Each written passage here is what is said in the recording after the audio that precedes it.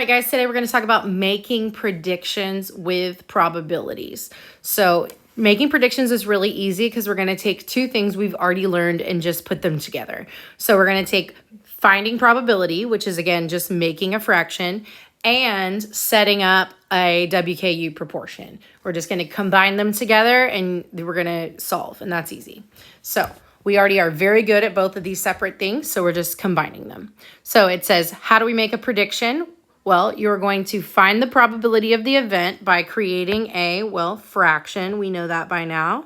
Creating a fraction, and we know fraction has the total on the bottom.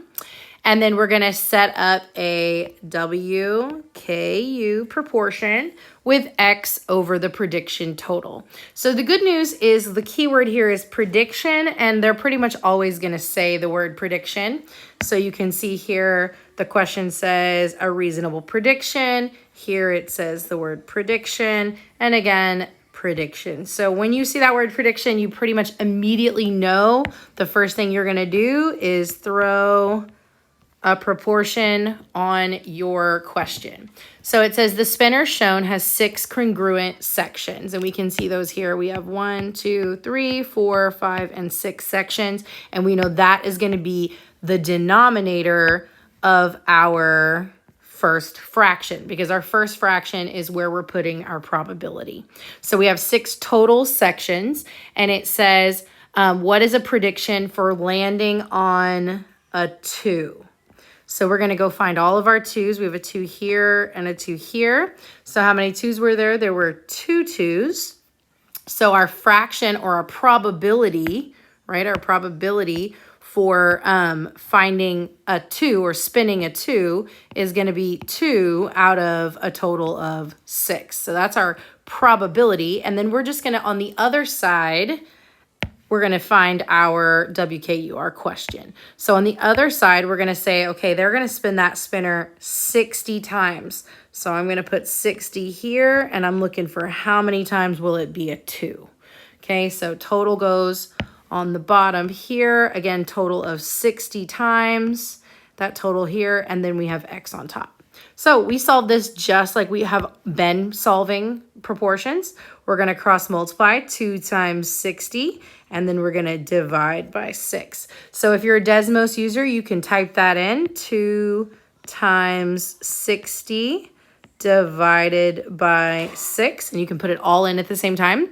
If you're not a Desmos user, you're going to do it one step at a time. So 2 times 60 is 120, and then we're going to take 120 and we're going to divide by 6. Sadly, we don't have any zeros to mark off, but we can label our cowboy and horse, and I will come down here and divide. So 120 is my cowboy, boots and hat, set the table for 3 numbers, and my horse 6 is outside. If you needed to, you could make your top-bottom chart.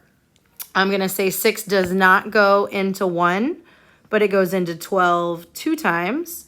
2 times 6 is 12, and I zero out. I bring down my other 0, and 6 goes into 0 0 times. So remember, you have to divide all the way up until your big bold decimal. So about how many times will we land on 2? About 20. So my X value is 20. So again, all we did was take 2 things we're already good at, which is creating a fraction for probability and setting up a WKU, and that's it. So let's try the next example. Example, John has a bag of coins. The bag contains 10 dimes, 1 nickel, and 4 pennies.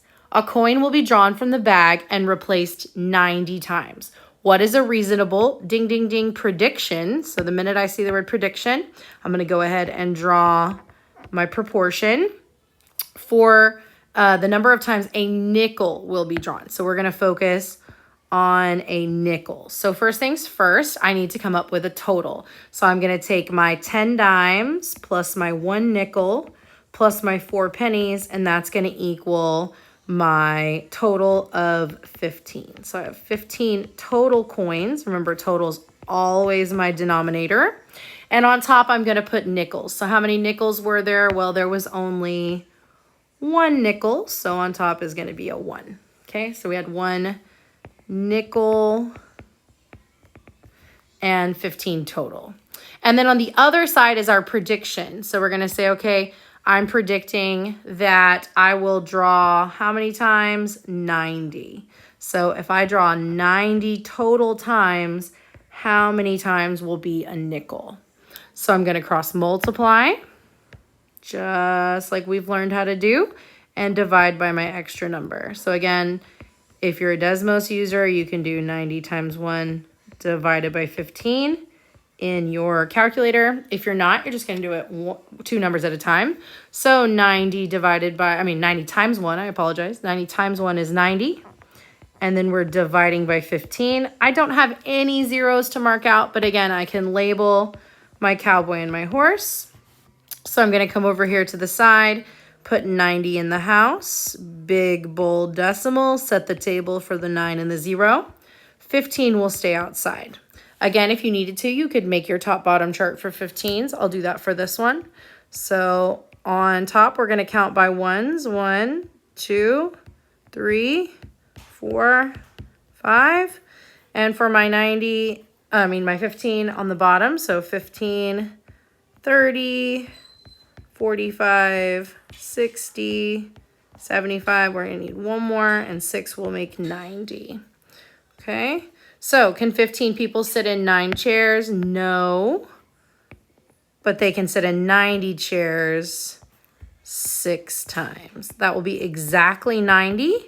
I zero out and I have reached my decimal, so my answer is 6. So if I draw out of my bag 90 times, about 6 of those times I will draw a nickel. Okay. Our last example down here, we have a bag contains 5 red marbles, 3 green marbles, and 2 yellow marbles. So it says a marble will be drawn from the bag and replaced 50 times. What is a reasonable prediction? So we immediately go write down our proportion. And I need to create a fraction for, let's see, this time it says for red or green. So when it says red or green, the word or is an addition sign. So we're going to take the red and the green and add them together. So when it says red or green, we're just going to add them together. So I had 5 red and 3 green and 2 yellow. So I need to come up with a total. So I know my total will equal my 5 red plus my 3 green plus my 2 yellow, which is 10. So my denominator total will be 10. And again, red or green will just be 5 plus 3, which is going to be that 8. So the probability of choosing red or green will be 8 out of 10. And then how many times am I going to draw? I'm going to draw 50 times, 50. So I'm looking for how many out of 50. So I'm going to cross multiply 50 times 8, and I'm going to divide by 10. So again, 50 times 8 divided by 10. We're going to do that 2 numbers at a time. 50 times 8 is 400. 400 divided by 10. Well, this time we got lucky and we can cross off a 0. So it's just 40 over 1. And we know any number over 1 is just that number. So out of 50 draws, approximately 40 of them will be red or green. So the majority of my marbles are red or green. Okay. And that is making predictions. Go practice your proportions.